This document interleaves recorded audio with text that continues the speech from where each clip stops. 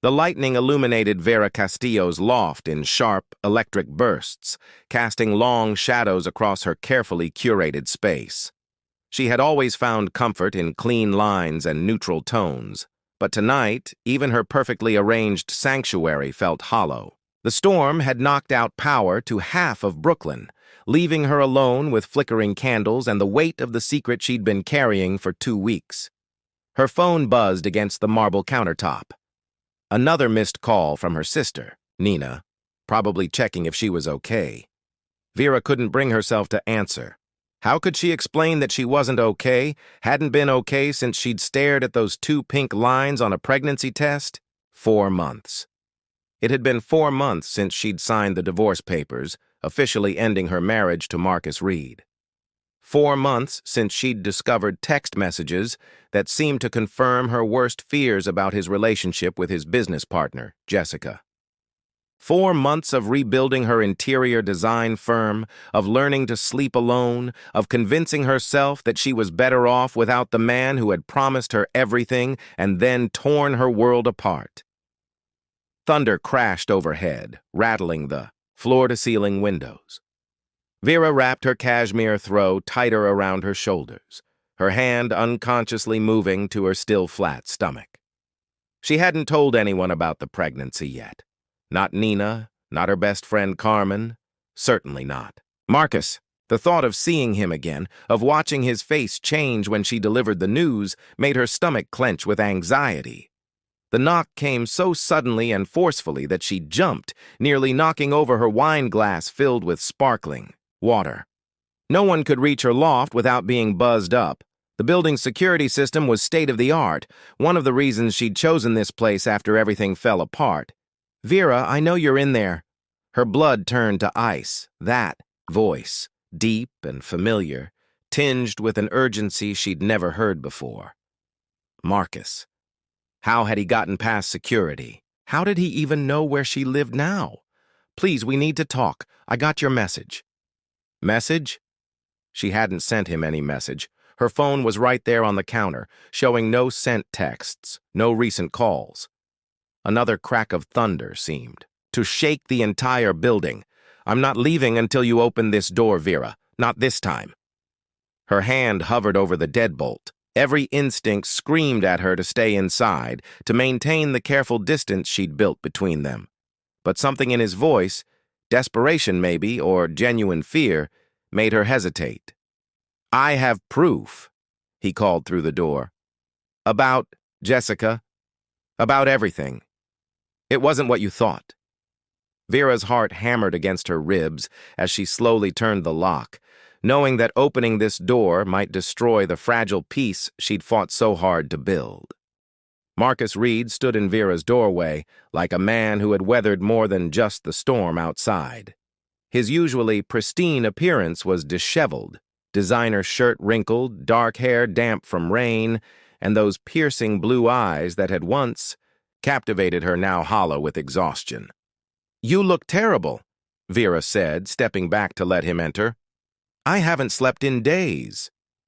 He moved carefully into her space, as if afraid any sudden movement might send her running. "Thank you for opening the door." "Don't thank me yet." She crossed her arms, the cashmere throw falling away to reveal her silk pajamas. 4 months ago, Marcus would have pulled her close, buried his face in her neck. Now they stood like strangers. In her candlelit living room, "You said you had proof." Her voice was steadier than she felt. Marcus pulled out his phone, its screen cracked but functional. "My private investigator finished his report yesterday. Vera, what you saw that night, Jessica and those text messages, it was all orchestrated." He swiped to a video file. The timestamp showed 6 months ago, the night she'd found intimate texts between Marcus and Jessica on his phone. But this security footage told a different story entirely. "Watch this," Marcus said, his voice barely above a whisper. "This is from my office building's parking garage." The grainy footage showed Jessica entering the building at 11:47 p.m., long after everyone had gone home. But more damning was what she carried, a small device that Vera now recognized as a phone cloning tool. She had access to my office through her partnership agreement, Marcus explained. She used that device to mirror my phone, then created fake conversations between us. The timestamps show she sent those messages to herself using my number, then deleted the evidence from my actual phone. Vera sank onto her minimalist gray sofa, the revelation hitting her like a physical blow. Why would she? The Hartwell account, Marcus said, sitting carefully beside her, maintaining distance. Remember the multi-million-dollar smart building project? Jessica knew I was about to award it to your firm instead of her connections. She needed me distracted, needed you out of the picture. More footage played. Jessica planting evidence, manipulating schedules, even bribing the building's night security guard to let her access Marcus's office after hours. The woman Vera had considered a friend had systematically destroyed their marriage for a business deal. I found bank records, Marcus continued. She received a $200,000 payment from Hartwell's competitor the day after our divorce was finalized. They got the contract instead. Why didn't you tell me this before? Vera's voice cracked. Why did you let me walk away believing you'd betrayed me? Marcus's jaw tightened, pain flickering across his features. Because for one moment when I first saw those messages on your phone that night, I doubted myself. I thought maybe I had been careless, maybe I had somehow encouraged her. That doubt was enough to paralyze me when you needed me to fight for us. The admission hung between them like a confession. Vera understood now why he'd never defended himself. In Marcus's perfectionist world, even a moment's uncertainty felt like guilt. I should have trusted you to trust me, he said. Should have investigated immediately instead of wallowing in self-doubt. I let my own insecurities destroy the best thing in my life. Outside, the storm was beginning to pass, but inside Vera's carefully controlled world, everything was shifting.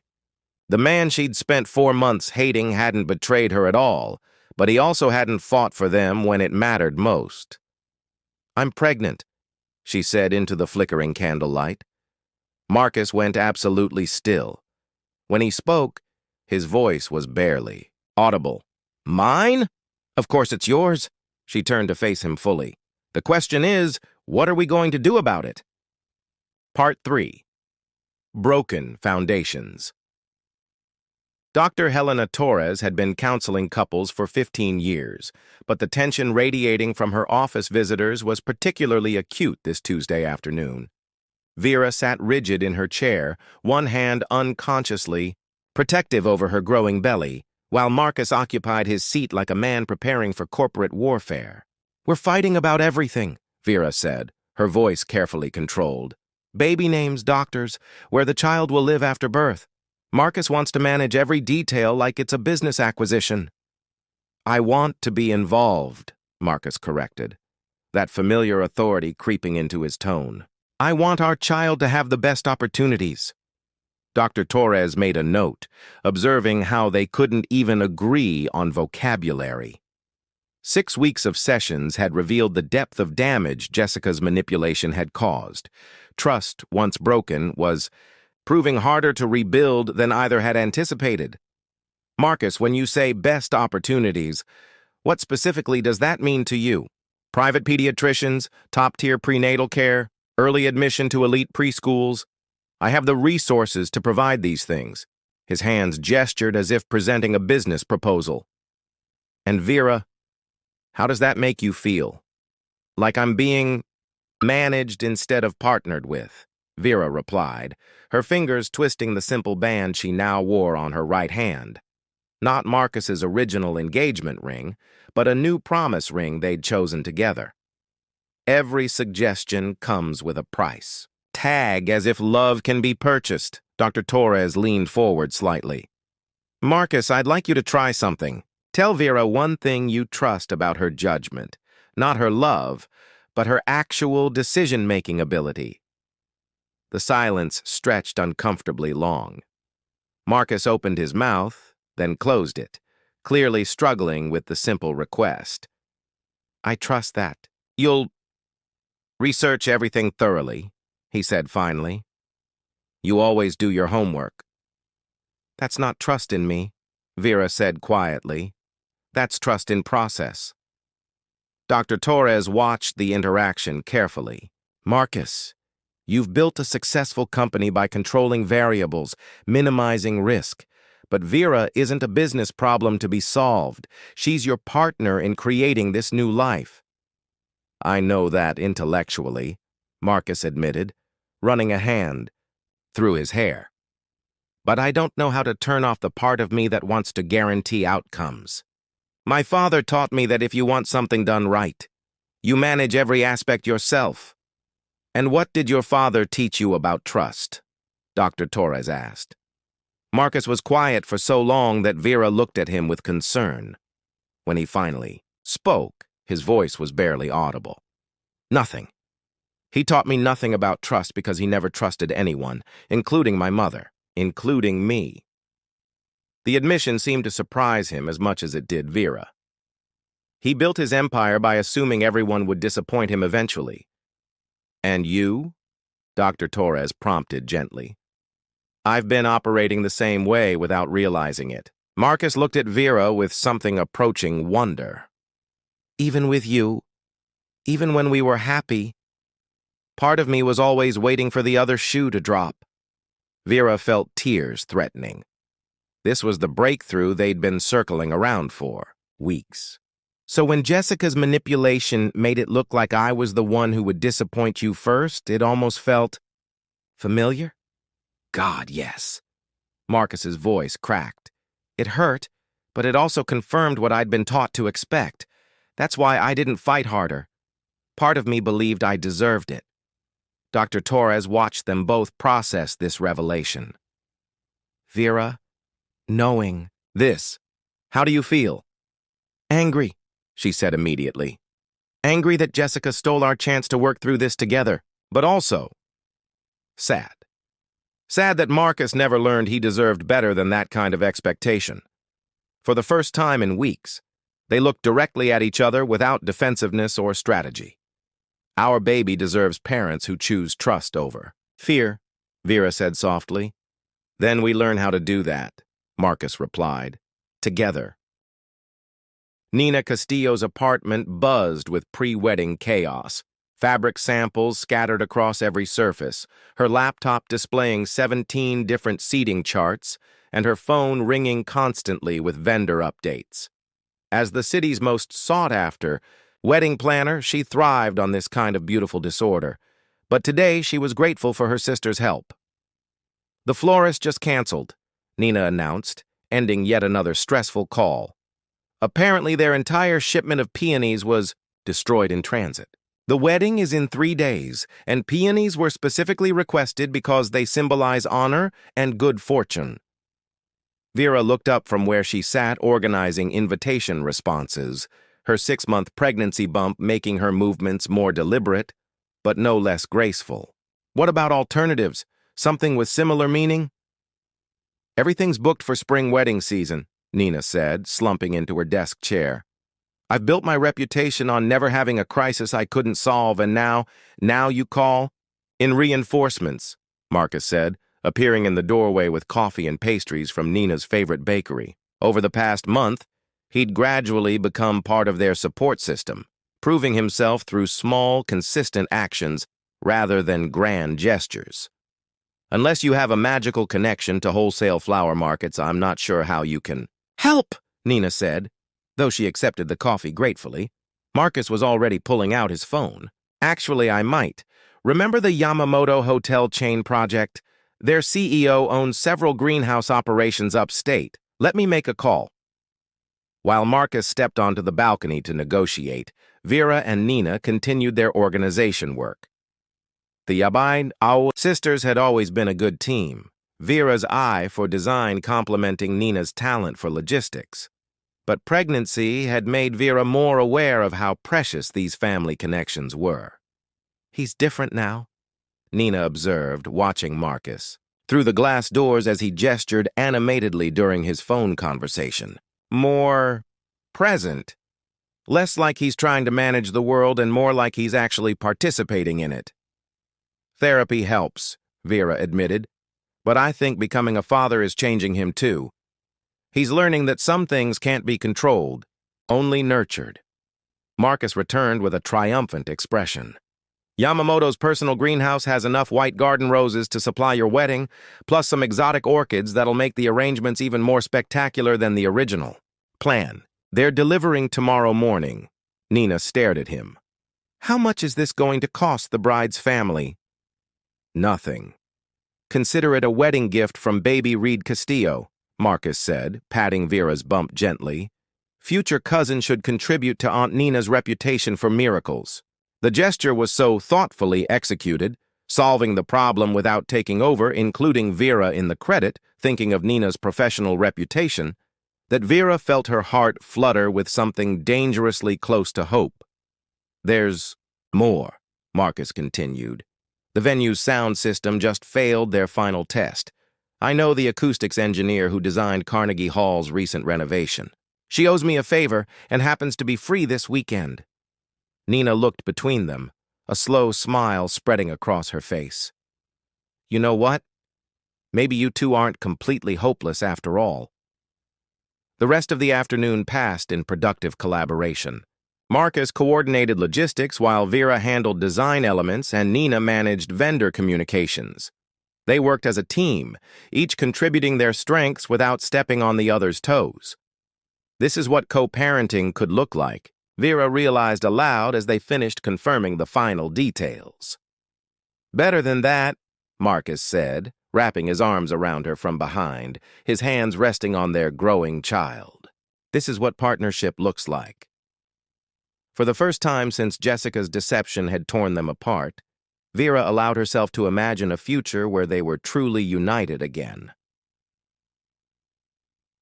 Part 5. New Beginnings.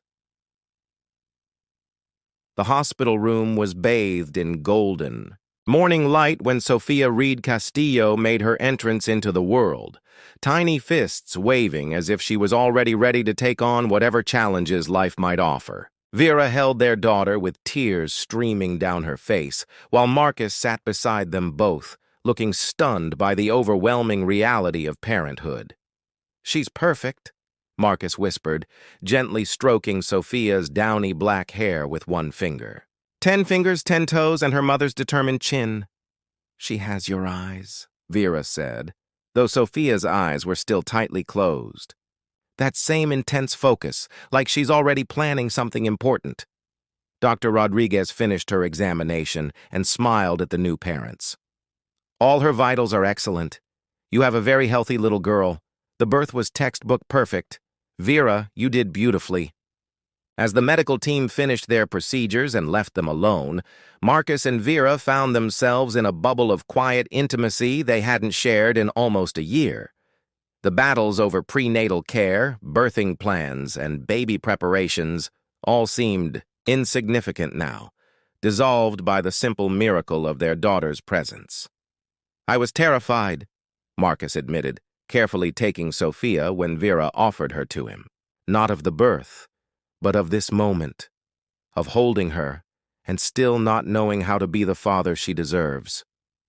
And now, Vera asked, watching him cradle their daughter with surprising natural grace. Now I think maybe love teaches you as you go, he said. Maybe the point isn't having all the answers before you start. Sophia stirred in his arms, making a small sound that was somehow both demanding and endearing. Marcus looked up at Vera with an expression of complete vulnerability. I want to marry you again, he said. Not because of Sophia, not because it's practical or expected, but because these last 8 months have taught me something I never learned the first time around. What's that? That love isn't about controlling outcomes or managing risks. It's about choosing to trust someone every single day, even when you're scared, even when you don't have guarantees. Vera felt her heart do something complicated in her chest. This wasn't the desperate proposal on her terrace during a storm born of crisis and guilt. This was something quieter, more certain. Dr. Torres would be proud of that insight, she said with a small smile. Dr. Torres already knows. I called her yesterday and told her I was ready to stop trying to earn trust and start practicing it instead. Sophia opened her eyes then, revealing irises of deep blue-gray that seemed to look directly at both her parents with ancient wisdom. In that moment, Vera saw not just their daughter, but their future, messy and uncertain, but built on a foundation they'd consciously chosen to rebuild. "Ask me properly," she said. Marcus shifted Sophia to one arm and reached into his pocket, pulling out a simple platinum band that matched the promise ring she wore, but designed for her left hand. "Vera Castillo, will you marry me again? Will you build a life with me based on daily choices instead of old fears? Will you let me spend the rest of my life proving that some broken things can be made stronger than they were before?" "Yes," she said, extending her left hand. "But we do this differently this time. No more trying to be perfect. No more assuming we can control everything. Just showing up for each other every day." Marcus slipped the ring onto her finger, and Sophia seemed to approve, making a contented sound that might have been her first laugh. "Welcome to the world, baby girl," Vera whispered to their daughter. "Your parents are still figuring things out, but we promise we're going to do it together." Outside the hospital window, New York City hummed with its usual energy. Millions of people making their own choices about love, trust, and second chances. Inside room 347, a small family was beginning again, built not on the ruins of what they'd lost, but on the stronger foundation of what they'd learned. Some storms, Vera realized, don't come to destroy. Sometimes they come to wash away everything. That was never meant to last, leaving space for something truer to grow.